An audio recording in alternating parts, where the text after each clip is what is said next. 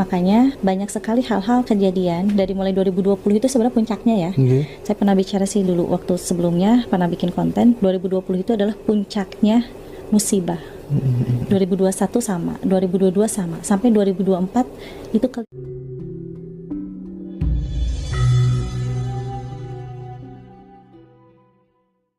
melahirkan.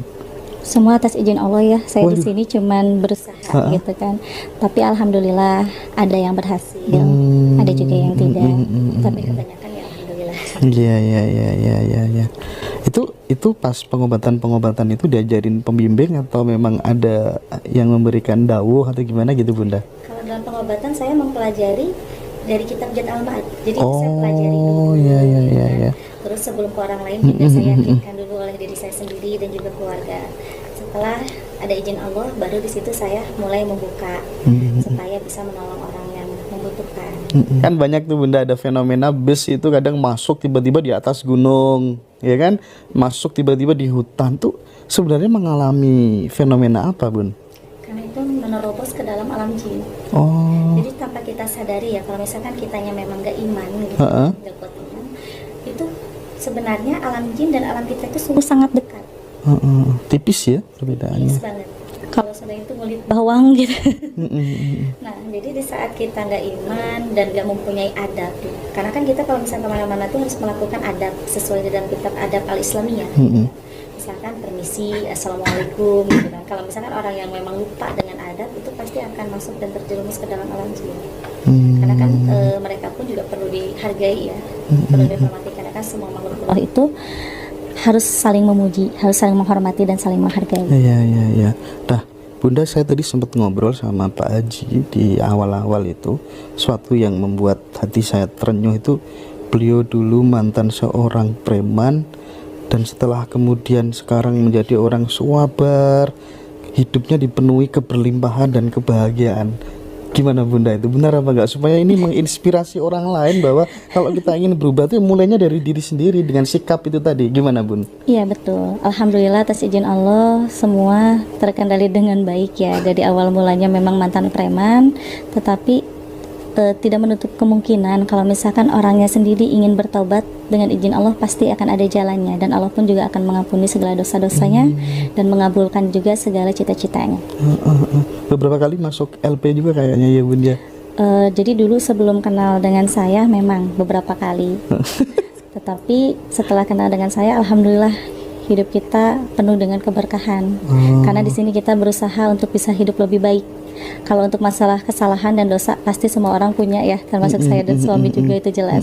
Tetapi kita berusaha untuk hidup lebih baik dengan taubatan nasuha, itu saja sih. Iya. Bunda, yang namanya banyak orang kadang kan ada yang apa tuh namanya pro, ada yang kontra gitu. Saat kontra terkadang kita dicaci, ya, kita dihina, dijelek-jelekin gitu.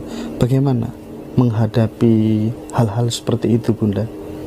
Kalau menghadapi hal-hal seperti itu jelas harus menggunakan ainul basyirah ya, agar kita tidak terbohongi gitu. Di saat memang itu mutlak ujian dari Allah, kita harus sabar menerimanya. Jangan pernah kita mengeluh dan marah. Tetapi di saat itu bukan ujian, di situ kita wajib untuk bisa meluruskan orang yang memberikan cacian dan makian itu. Karena kan gini, mungkin kalau misalkan hanya mencaci maki saya sendiri gak jadi masalah, karena saya udah biasa dihina, difitnah gitu. Tetapi kalau untuk mencaci banyak orang itu kan gak boleh. Nah selama ini yang saya lihat contoh gitu, orang itu belum pernah ada yang menasehati. Nah di situ insya Allah bagian saya untuk menasehatinya. Kita saling mengingatkan sih, karena kan kita sesama manusia bersaudara ya, harus saling mengingatkan, apalagi sesama muslim. Sampai 2024 seperti apa? Situasi dan kondisinya panas ya? Iya. Pertengkaran barangkali? Selain dari panasnya, fitnah politik itu yang utama ya, yang bisa mengakibatkan masyarakat tuh rugi dalam segi hal materi, rugi dalam segi hal segalanya. Nah selain itu pun juga banyak sekali orang-orang yang berilmu akan lupa dengan keilmuannya, melainkan mengikuti hawa nafsunya gitu. Makanya banyak sekali hal-hal kejadian dari mulai 2020 itu sebenarnya puncaknya ya. Saya pernah bicara sih dulu waktu sebelumnya, pernah bikin konten 2020 itu adalah puncaknya musibah. 2021 sama, 2022 sama, sampai 2024 itu kelihatannya akan banyak sekali musibah yang lebih besar daripada tahun 2019 gitu. 2024. Ya, dari 2020, 2021, 2022 sampai 2024 itu akan selalu banyak musibah. Alam itu Bunda. Alam. Selain dari alam pun juga akhlak manusia-manusia itu akan berubah juga. Fitnah politik itu termasuk misalnya calon pemimpin yang baik karena kemudian diserang terus-terusan merugikan rakyat, gak bisa dapat pemimpin yang baik, termasuk itu nggak kira-kira Bun? Termasuk termasuk juga seperti itu. Bahkan ini saya maaf ya, akan melihat tuh ke depannya di 2023 supaya para petinggi itu bisa waspada. Karena yang saya lihat di 2023 itu fitnah kepada seorang pemimpin akan lebih besar daripada tahun ini. Itu akan sangat keji dan sangat kejam. Jadi harus waspada. Bisa dibilang menghalalkan segala cara ya. Betul. Dan provokatornya itu akan dari orang yang tidak disangka-sangka. Oh ya. Tapi boleh nggak ngasih kisi-kisi nih, misalnya 2024 tuh kira-kira nanti yang bakal memimpin republik ini gitu, karena saya berharap sih 2024 ini menjadi pintu gerbang kita udah mulai dapat pemimpin yang lumayan bagus gitu. Gimana Bunda? Kalau untuk masalah kemakmuran sepertinya di 2024 juga belum bisa ya, belum bisa makmur karena memang belum waktunya.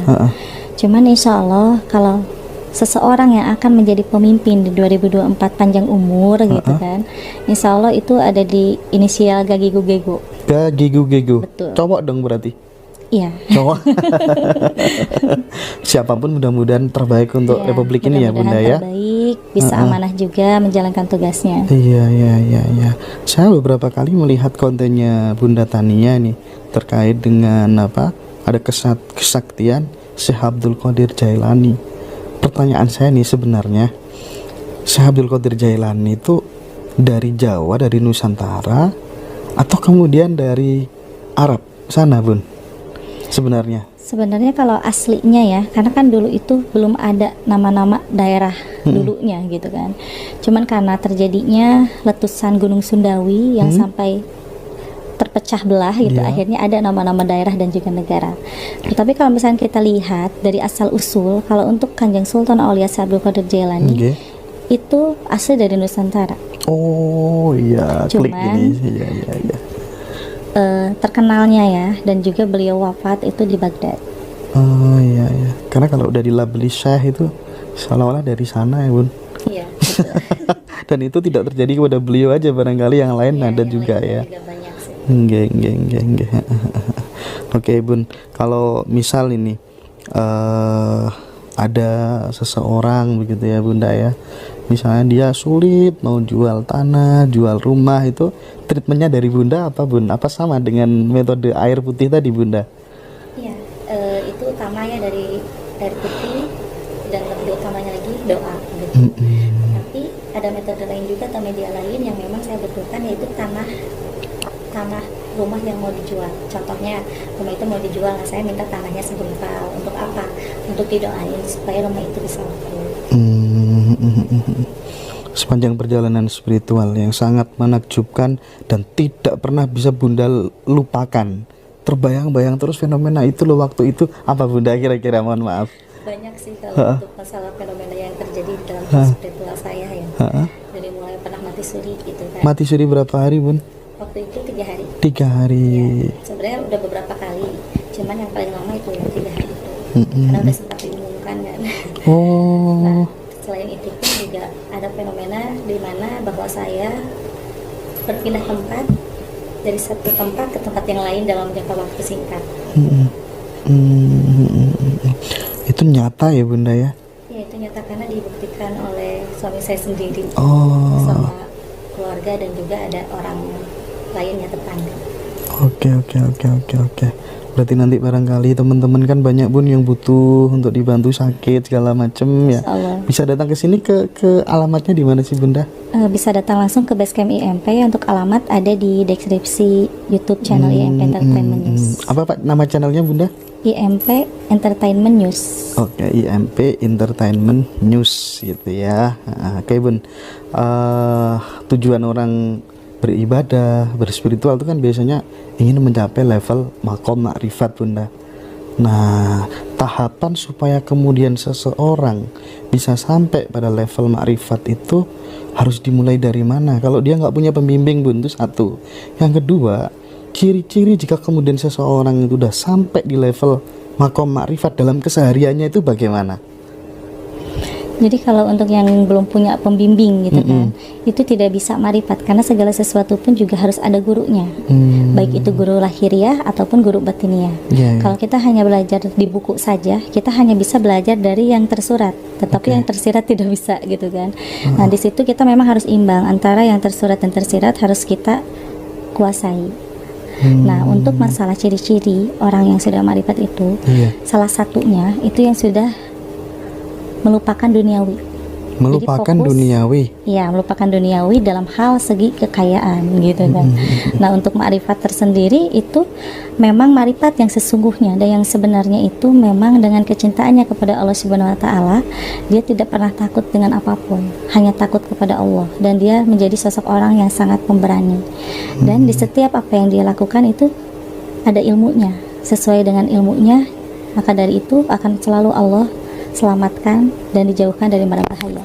Itu sih. Kalau misal dia di dalam kehidupan sehari-harinya itu selalu menebar kasih sayang, menolong orang, tidak membenci, iri, dengki, bersabar terhadap sesuatu yang dia terima, itu bisa nggak dihantarkan Allah sendiri sampai ke makom situ Bunda?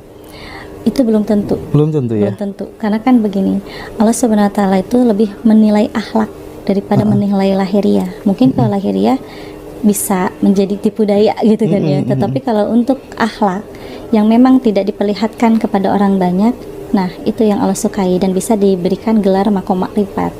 Karena kadang-kadang gini kan banyak sekali ya wali-wali Allah terdahulu di masa lalu bahwa beliau itu mempunyai ilmu kemakrifatan, tetapi tidak terlihat ilmu makrifatnya itu seperti apa. Kadang ada yang masuk di akal, ada juga yang tidak. Nah, seperti yang ada di dalam kitab Ma'rifatul Ghaib, bahwa yang namanya makrifat itu banyak versi dan banyak caranya. Nah, makanya tidak bisa dilihat dengan oh iya orang itu pengasih ya, orang itu penyayang. Tidak bisa dilihat dengan itu, karena lebih kembali lagi ke akhlak kita dan bisa kembali lagi ke batin kita seperti apa gitu. Iya Bun, kapan hari kan